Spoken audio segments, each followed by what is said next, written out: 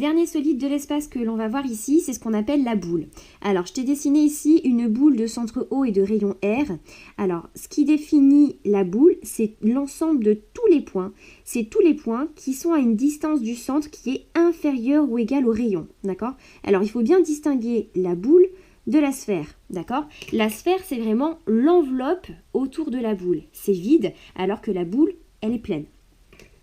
On finit donc cette partie avec l'exercice 8, une histoire d'intérieur-extérieur. On a représenté ci-contre une boule de centre O et de rayon 2 cm. Citez le ou les points qui appartiennent à la boule, respectivement à la sphère de centre O et de rayon 2 cm.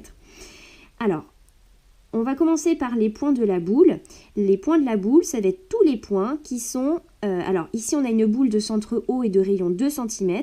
Donc, tous les points appartiendront à la boule s'ils sont à une distance inférieure ou égale à 2 cm du point O. Par exemple, si je prends le point C, eh bien le point C, il est à pile poil à 2 cm du point O, donc il appartient bien à la boule.